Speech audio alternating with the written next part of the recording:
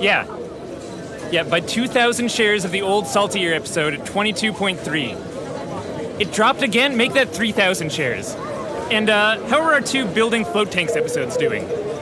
Good. Yeah, go ahead and sell off 2/3 of those. And be ready to rebuy if it drops another 10. Okay, hold on. I have another call coming in. Yeah, hey, Khan, tell me some good news. Oh my God, no, you gotta get Wait. with the intros. People aren't listening. Wait, slow down. They're tripping value. They're losing all What? their value. What about our intro futures? What? Yeah, I have them on the other line. Hold on. Rupert, sell the intros. Yes, everything. Get rid of them all. Sell the intros. Dump them now. All right, welcome. Hey, everybody. Another day, another podcast. Yes, yeah. Happy Flag Day. We always say, yeah. You know what? Yeah, your business is our business. Legally now, by listening to this podcast. As you've entered into an agreement, a verbal contract, verbal/listener contract. I'm Graham. I'm Ashkahn. And today's question boy. is... That was close. Sorry. We almost had to answer multiple questions today. Oh, it's dangerous. Okay, today's question is, what are the best words for my website? It's good. Yeah, because there are definitely bad words that you can use that you want to steer away from. Yes. You could have maybe used more words in your question. I can see why this is a concern. Yeah, you don't seem to have a lot of words at your disposal. All right, so really it's like how... What is you think this is about like search engine optimization or? I assumed it was about getting like actually just selling floats or like creating calls to action or like what's just like how do you write things about floating on your website? Yeah, like website copy. I mean, that's literally website copy is words on website, right? Website copy : Otherwise, they would have said like, how do I first result Google? You know, and that would have been the question that we got. Okay, all right, yeah, no, I can roll with that. All right, so what's the so copywriting advice? I have that. I know about copywriting. I can totally do that. Steer away from words like danger or death. Dude, like big animated rotating skulls like you'd see on a 1995 website or something like that. Like, don't use those. That's good. This is why people tune in. Like, how would they know things like that otherwise? Where are you going to get this kind of research? Okay, well, let's start at the beginning. A website is... words, I guess, is more of a beginning. So, I mean, one of the big things is you, like, make it about the people who are visiting your website. Like, I know as a business owner, you're thinking about people coming to your website, and you're like, great, marks, you know? Like, I'm going to convince these people to come in and buy floats from me, and then I'll get their money, you know? And that's where you're coming from. Uh-huh. But... from the customer perspective, they're just like, oh, what's this floating thing? There's a float center near me. Let's check it out. And so they go on there, and it's your job to kind of nurture them and get them excited from there to the point where they'd actually go and purchase a float. So along those lines, and this is like classic just sales 101 stuff, but pitch the benefits, not the features of floating, right? Does that make sense, Ashkahn? Yeah.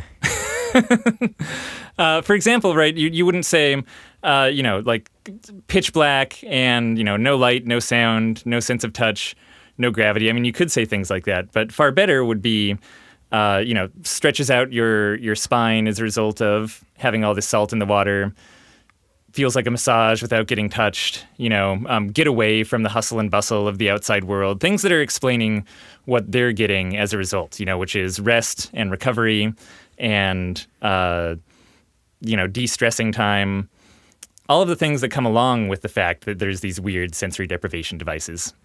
Yeah. I mean, I feel like with float tanks, there's a little bit of a balance to be struck in the sense that people may not know what it is, right? Right, yeah. And on top of that, like, although saying things like, there's this much salt in it and it's completely dark and it's completely quiet is not what they typically advise you to do in terms of copywriting. There's something about that I think is like inherently interesting to people. Like if you do describe floating to someone in person using those attributes, they're like, people's initial reaction is like, wait, what? It just like captures people's attention. So I think there's a place in float tank copy to go against that advice a little bit, to make sure that you're explaining what the heck this is going on, what is happening inside these things, and the basics of what floating is, because I think it is kind of inherently interesting. But you do, if you're talking about, big titles or headers or, the words surrounding those things and stuff like that, you do have to keep in mind that people's immediate question when you do describe floating to people is why do would people anyone do that? do this? Yeah. And really, I guess that's like more what I was saying is you don't need to avoid descriptions. Obviously, you need to explain what floating is, but be sure to put the why in there. A description alone is definitely not enough. And I would say don't even go through all of the different features of a float tank, saying that it's dark and it's silent and there's all this salt in the water and the room is private and has its own private shower. All of those points, it's kind of like introduce them and then explain some of the benefits as you're going along. Like what happens as a result of tossing all that salt in. Oh, cool. Your spine stretches out and your muscles get to relax like you're getting a massage. Okay, what happens as a result of not having sound or light? Like, okay, your brain doesn't absorb all these things and naturally de-stresses. And also people's attention spans on websites are... I mean, you're just like skimming that. Like, when's the last time you went on a website and the first thing you did was read a huge block of text? Like, you just skim. Your eye goes through it real fast. And so being able to like quickly skim and see things like relaxation and stuff like that, even if you're not really reading the full sentences, you'll come away from it with an understanding of like, hey, this is a kind of relaxing spa-like sort of service. Yep.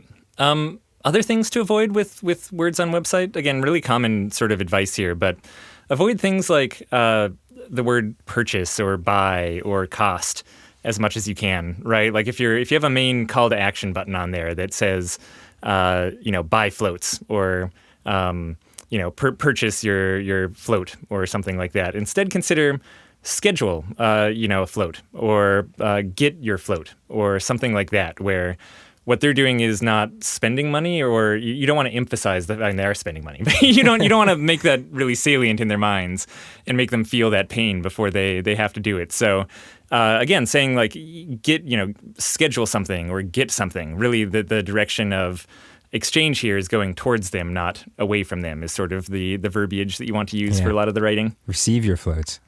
Yeah. And then in parentheses, in exchange for money. Be incredibly happy that I just purchased a float. And you can look this stuff up. I mean, like if you can look up call to action words. Yep. And there's like a bunch of actual like research and stuff like that that's gone into words that are more or less effective. Right. For memberships, I think on our website it actually says learn about our memberships. Right, things like that, where what they're getting is, again, knowledge. It's not like, let us pitch you on our memberships or something like that. Or another good one for memberships, which once they get to the membership page, or even in physical literature for your brochures or something like that, is save money by getting a membership. Right, not even emphasizing the amount that the membership costs, but really saying, hey, what you're doing by getting this is actively saving money. I think is a good thing to emphasize there as well. And having like things of different scope on your site is nice too. Like it's nice to have something where someone could read 3 sentences and get the gist of what was going on. And then also a place where someone can get much more in depth and actually learn like how many pounds of salt are in there and that these things were invented in the 50s. And, like for the people who are really interested and are looking for more information to have that provided to them. But, for the people who aren't, you don't want them to have to like dig through all of that to just get a general idea of what's going on at your place.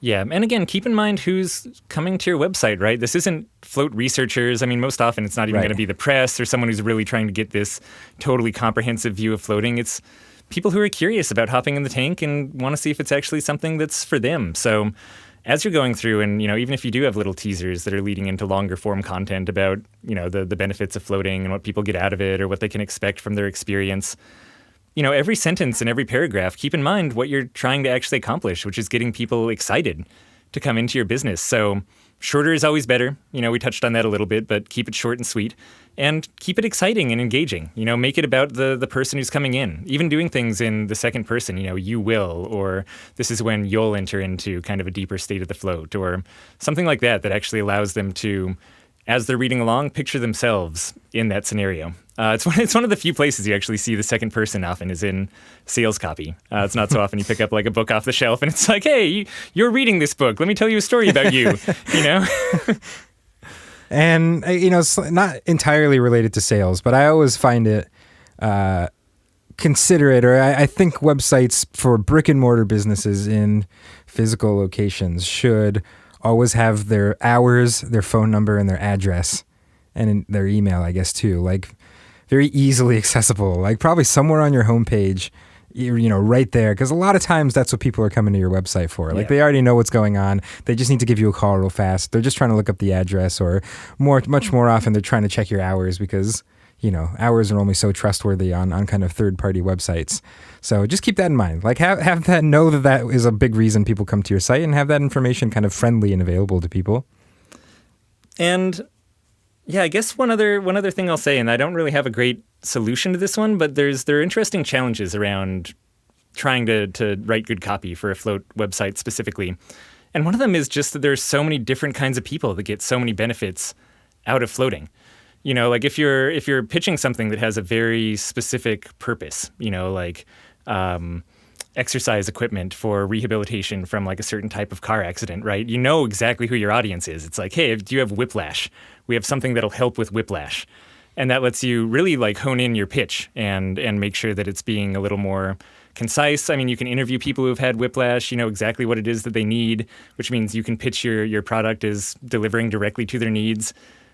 And in our case, there are just so many groups where you could do that. It kind of forces you to be a little more general at the beginning. And then almost like if you can figure out a more choose your own adventure path where you're kind of telling some people about the physical benefits if they're extreme athletes, or the physical benefits if they're recovering from something or have chronic pain, or, it's, again, I don't have a great necessarily like set of tactics for this, but strategically it's something you'll just need to consider, which is our fan base or our customer base is so broad that it does become hard to kind of create this perfect 1 or 2 line pitch that will just like hit home for the people you want to come into the float tank, Also, testimonials are really effective.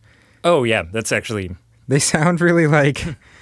my instinct at first, before I looked into any of this stuff, is it sounds kind of like cheesy or something like that, or just that like putting some quote from someone up is not something that actually like results in much. But if you can look into the research on it, and they're like shockingly effective. Like it's amazing. You can have a quote with like attributed to nobody and just have like quotation marks around it, and it will actually boost like people's confidence in your site and stuff like that. Like so pay attention to that, and they get better obviously the more legit that they seem, as opposed to just quotes attributed to no one. So testimonials are really powerful, and they're a great thing to, especially for floating where the testimonials are so unbelievable. They're so incredible, the way that people have been helped and genuine when people have things to say about them, that you have a really good supply of them, and they're really nice to kind of pepper throughout your website. And do keep in mind that for testimonials, they need to be representative of kind of a general experience, which again, fortunately, so many people have awesome experiences. All my hair grew back after one float. Right, exactly. Like if someone's like, I floated and then I won the lottery, you can't actually legally use that testimonial on your website, right? It's like implying something that is not a connection that a lot of people have. So, don't think that because one person had an absolutely amazing experience that you can kind of bill it as everyone will have this type of experience or suggest that. But again, it's just there's so many people who get so much out of floating. The level of testimonials we can have is amazing. And we have a whole nother episode where we kind of delve into more specifics about other just stuff that needs to be on your website or what you're trying to accomplish with it. So maybe we'll leave it here for words to use specifically. Best words to use. Best words to use. And just say, again, make it about the people, pitch the benefits. Make sure that you're allowing room with your words for them to picture themselves coming in, and just make that as easy for them as possible, kind of lower the barriers to... I mean, we run a weird business, right? So it really is, like, so much of the copy is just lowering the barriers to getting people into the tank and making them think it's normal and not totally bizarre. Yeah. And there is the whole search engine optimization side. that is a thing too. I mean, so don't just because we didn't talk about that in this episode, we have in others, and just realize that that's also something you should be considering as you're writing. Yep, and we'll link over that in the show notes too. So if you go to the actual Float Tank Solutions website for the Daily Solutions podcast, you can go and find those. And yeah, any last words about words? Meta words? That was it. Those are all the words I had. They're really good words too. Great. Well, if you have your own words to send us, go to floattanksolutions.com. /podcast. I can't tell, but I was just gesturing frantically at Ashkahn, and he was refusing to do anything. You big jerk. You're just building the suspense. Sometimes you gotta building like suspense for me too. Yeah, I was I know. like, oh It my was god, is exciting, he just right? gonna leave me Yeah. hanging forever? We probably got some people's attention there, sitting at their computer, like desperately waiting to know what to type. What is it? All right, talk to you guys tomorrow. Right.